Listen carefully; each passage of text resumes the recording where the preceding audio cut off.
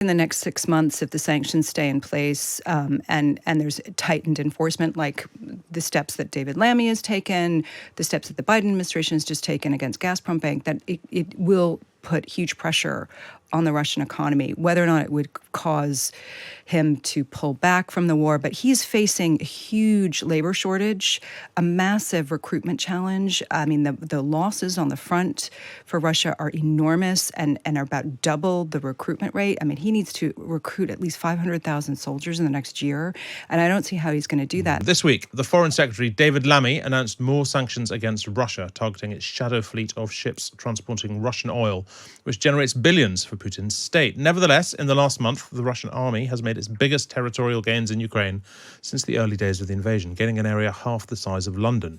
So how can this be happening with all these sanctions? How effective are these sanctions at limiting Russia's power? And how will UK and US relations with Putin unfold? Well, Stephanie Baker, veteran Bloomberg reporter who spent decades covering Russia, addresses these questions and the story of the economic war in Russia in her book, Punishing Putin, Inside the Global Economic War to Bring Russia Down. And Stephanie joins me now. Welcome to Times Radio. Thanks for having me. Thanks for being here. Look, when Russia first invaded Ukraine, or at least when the war kicked up, the UK and allies set about booting out Russian oligarchs, seizing Russian assets, expelling diplomats. Did none of it have any effect? Right. So the issue with sanctions is they don't work overnight, and they aren't meant to work in isolation. Mm-hmm. They were meant to accompany military aid to Ukraine.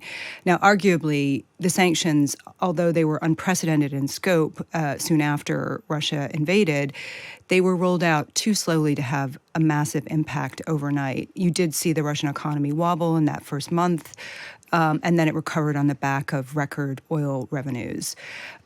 What you're seeing now is the pressure from sanctions finally beginning to build. The U.S. administration has rolled out additional sanctions as well against Gazprom Bank, which had been left alone in order to enable gas payments to certain European countries that were still importing Russian gas. But that has caused a bit of an economic crisis in Russia right now. You see the ruble at 108. It's one of the weakest currencies in the world. And you see inflation incredibly high, partly as a result of the sanctions causing imports to be more expensive, as well as the record defense spending that Putin has rolled out. And I think that the issue is Russia is facing headwinds, serious headwinds right now. The sanctions are beginning to have an effect. Just at a time when Trump is coming in and promising to end the war in a day. And, there's some that are concerned that perhaps in order to do a ceasefire deal, he may dangle limited sanctions relief to entice Putin to the table. And just when the sanctions are about to have an impact. Just when they're starting to bite. Well, it will come to the situation now in just a moment. But going back a bit to when these sanctions began, is there an argument that they backfired because they sort of pushed up energy prices and Russia simply sold this energy elsewhere? Well, remember, in the first year, until December 2022, oil had not been touched by sanctions. Right. And then they rolled out this wonky plan called the price cap to impose a cap on the price of Russian oil. And the EU embargo came into place. The record price of oil was on the back of concerns about Russian supply and some people steering clear.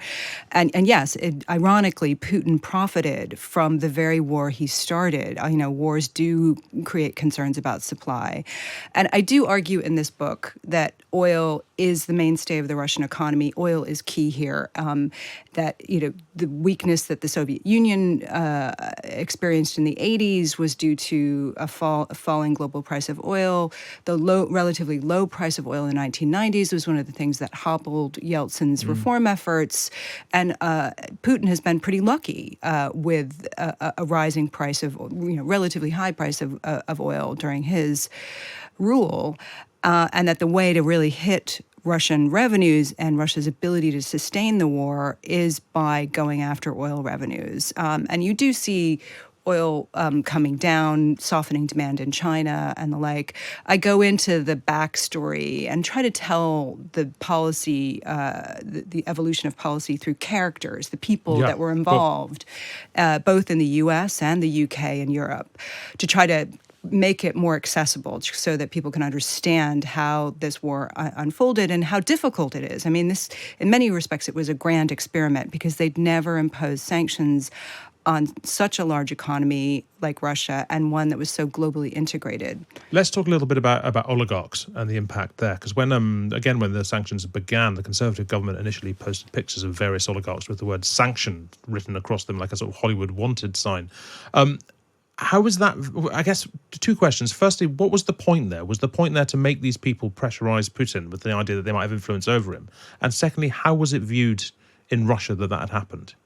Look, some people thought, perhaps naively, that they might turn on Putin because they had their toys taken away from them. This was said a lot, yeah. Right. I think the people who really knew the way Russia works realize that that is not really going to happen. And I think in the UK's case, London-grad had been awash with Russian money for so long. There had been calls for years to clean up dirty money in the city of London. And so many Russian oligarchs had owned property here, had used it as their base, that time was overdue for a change and for a cleanup. And that it was untenable to have some of Russia's richest men using London as their base as Russia was waging war on Ukraine. So this was an attempt to go after some of the Russian elite, to impose costs, to make them realize that this was no longer business as usual. It was, of course, on one level, a populist push because there were people demanding this, that we can't continue to allow dirty Russian money to run amok in London.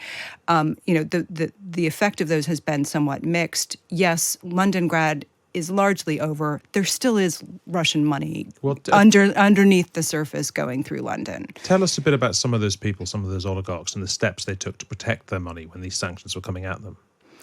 Well, for instance, you had Roman Abramovich, the owner of Chelsea, who was forced to sell Chelsea as a result of the sanctions. He was accused by the U.S. government of having reshuffled his assets right before the war began, transferring planes and his super yachts and other assets to his children. He had denied that this was, in anticipation of the war beginning and sanctions perhaps coming down the pike. He couldn't do that with Chelsea. You can't just transfer the ownership of a Premier League club to someone else without checks and procedures going through. So some of them were caught unaware. I go in the book, in addition to the story of Abramovich and what happened to the money that was the proceeds of Chelsea, I go into another Russian oligarch called Mikhail Friedman, who owns a mansion in Hampstead and was caught unaware. Many of them were not anticipating this invasion and had not made preparations to shuffle their assets. And he was caught with billions frozen in the West and no plan B, so to speak, and stayed in the UK for 18 months fighting the sanctions. His home was, I go into this in the book, was raided by the NCA, and they bungled the raid, and he sued them and won damages and eventually left London. Yeah. I mean, so look, coming back to the now, while I've got you, what do you expect to happen then with Donald Trump? Do you think he is likely, as you said, to dangle the carrot of reducing sanctions in order to secure a deal? And do you think if he wasn't coming in, if he wasn't about to do that, actually these sanctions really would begin to bite and really would pressurize Russia to end the conflict? I think that, and which is why Russia has turned to North Korea for troops. So it does. Trump has said he wants to end the war in a day. How do you do that? Putin has not changed his objectives of controlling all of Ukraine. He wants a neutral, demilitarized, denazified, as he calls it, Ukraine. And I don't see how he's going to agree to a deal when the Russian army is on the up and, they're slowly gaining territory. Why he would stop at this point without some sort of carrot dangled and sanctions relief. Now, the flip side to that is if Trump and his advisors sit down and try to do a deal with Putin and they realize how difficult it is, Ukraine is occupying this part of Russia, Kursk. What do they do with that? How does that get traded in any kind of deal? If he realizes that Putin's not willing to do a deal, they could, this is an optimistic scenario, they could decide to do the opposite and tighten sanctions and perhaps provide additional military aid to Ukraine. Most of the people around Trump that he's nominated are China hawks. Yeah. And they view that we cannot be focused on Ukraine and China. We need to shift our focus to the main threat against what they see as the main threat against the U.S., which is China. And the U.S. defense industrial base is just not equipped to fight two wars in two arenas. And that is the thing that concerns many. I mean, Trump has appointed some, more Bush, Reagan era type people around him. His national security advisor, Mike Waltz, is of that ilk rather than a sort of traditional MAGA Republican. But he did vote against Ukraine aid in the most recent round earlier this year. So that does not bode well for Ukraine's future. Finally, Stephanie, big picture in Russia. Look, you having worked in Russia as a business reporter and seeing what you call the narrative arc there, the fall of communism, the failure of the rise of democracy, the failure of democracy, the rise of Putin's authoritarianism. What happens next? I'd be a fool to try to predict what happens next in the Kremlin. Look, I do try to go into that in the book for people who want to get sort of a crash course in the rise of Putin and the Russian economy. You can see, his vast rise on the back, particularly of strong commodity prices. When Russia is a natural resource power, it's not just oil and gas. I think that. It's hard to predict what will happen. I think it's naive to think that if Putin is somehow replaced, someone better will take his shoes. I think there's been a wholesale change at the top in Russia, and it's hard to see anyone taking over who changes Russia's position on Ukraine and, for instance, would agree to war reparations. And that is a really big issue for Ukraine. I mean, how do you deal with the vast destruction that Russia has meted out on Ukrainian territory? I'm afraid we've got to leave it there. Stephanie Baker, thank you very much indeed. The book is Punishing Putin Inside the Global Economic War to Bring Down Russia, and it's out now. This is Hugo Rifkin here on Times Radio.